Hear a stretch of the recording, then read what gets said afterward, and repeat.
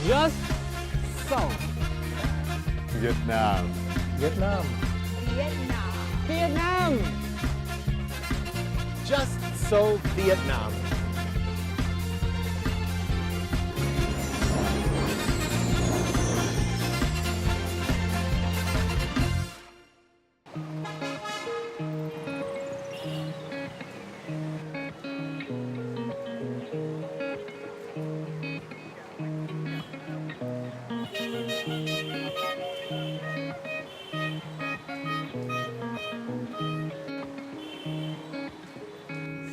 Hello and welcome to Just So Vietnam. In this guide to life for Vietnam, we are going to spend 10 minutes per episode to provide you with all the information you need to make the most out of your time in Vietnam. We will cover tons of different topics which are interesting for you if you're a traveler or an expat. My name is Martijn, I'm the main host of the show, and with me here is Sam as my co-host. Hi Sam. Hi Martijn. Chào bạn. Thank you Sam. We will meet Sam later in the program. For now, let's dive right into the first segment of Just So Vietnam.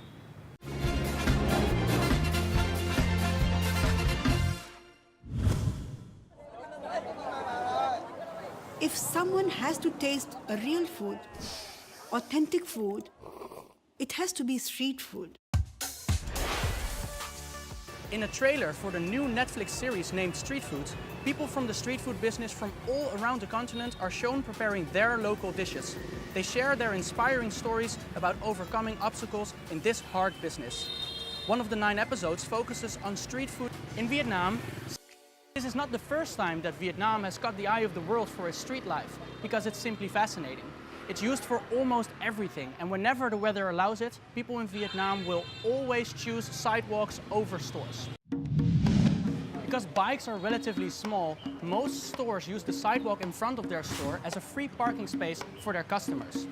Also, if you display your product inside of your store, you will not get noticed. Most people are passing by on their fast motorbikes, so better is, and what most people do, is to present your products on the sidewalk as a display shelf. Also, people often start their own restaurants on the streets, street food, as you know. This contributes to the amazing food culture that you find in Vietnam.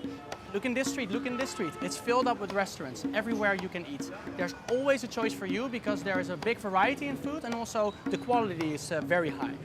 And the sidewalks aren't just used for products and sales, they're also used as a meeting point for people in the late afternoons. Every big street with a big sidewalk or every park, you will find people doing gymnastics, doing aerobics, working out together, shooting shuttles, playing chess, you name it. And this is also the time of the day to talk with the locals, and since they're very friendly, you can be sure to be welcomed with open arms.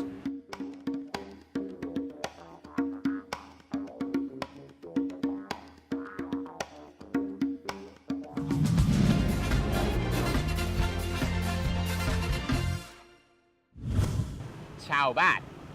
Being a foreigner in Vietnam can be pretty confusing at times, right? I'm Sam for Just Ask. Each week, I will be taking one thing that foreigners may find confusing in Vietnam and providing an answer for you. This week, we're at a Cha Da stall. Cha Da is tea brewed from tea leaves. Cha means tea and Da means ice.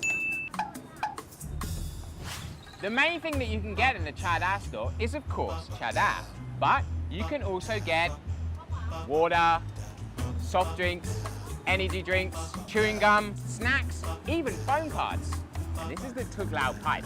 Vietnamese people love to smoke Thuốc Lao while they're drinking Cha Da.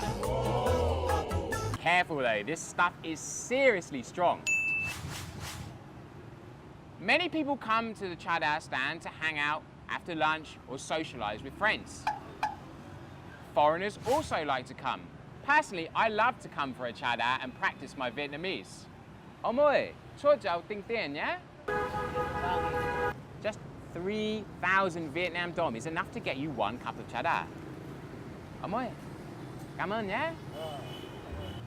What about you though? What are the things that you love about drinking Cha Da? It would be great if you could share your experiences by logging on, going to Facebook and letting us know your thoughts. I'll be back next episode with another question for Just Ask.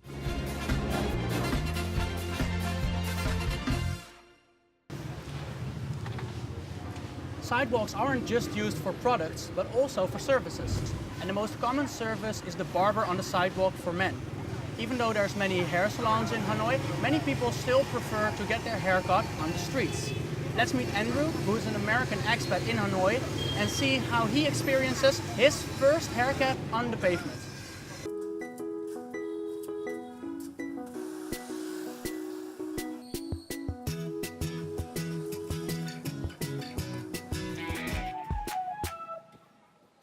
We are on one of the Old Quarter's oldest streets, Hang Buom Street, and my friend Viet has recommended to me his own personal barber, Miss Tu. And I've always wondered what it would be like to have one of Hanoi's famous sidewalk haircuts.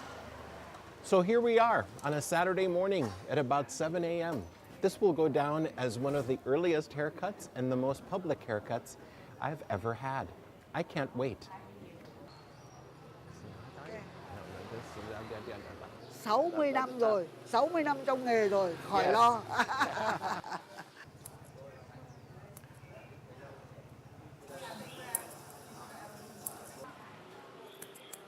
Đây là đầu ông có một cái chẩm này. Nếu mà cắt không cẩn thận là bị bẹt đầu hoặc bị rô một góc này. Thế mà cắt làm sao là chốc không thấy trô ra. I have to admit, at first I was a little skeptical of doing this because I'm very fussy about my hair. But I think I'm in really good hands with Miss Tu. I really love the action going on all around me. The birds are chirping, and I love the smell, the aroma of a pho shop wafting this way. It's giving me an appetite for breakfast.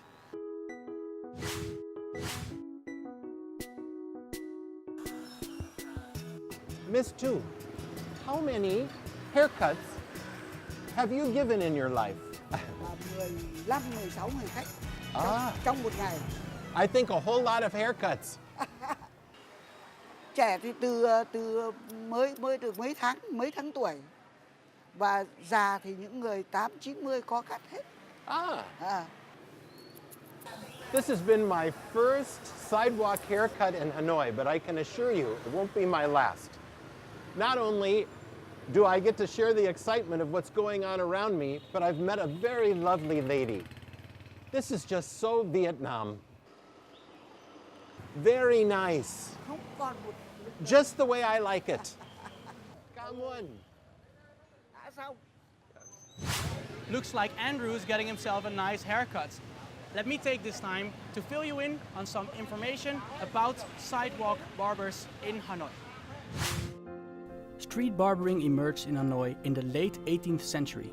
Vietnamese men were encouraged to change their long hair into shorter hair to better suit modern times. Nowadays, street barbers can be found everywhere in the city. Most of them have been loyal to their profession for decades. Their work is not illegal. In some places, the authorities allow groups of barbers to form hairdressing cooperatives. They can cut on the sidewalks to earn a living.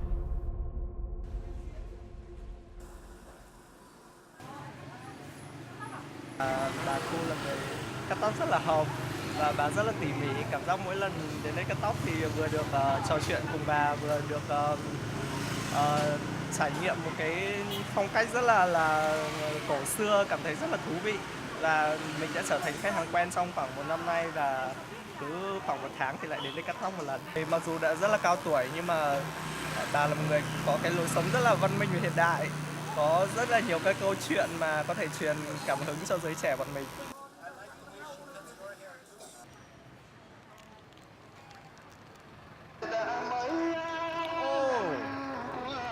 You know, an inside barbershop has nothing over on Miss Tu. She even has music to play.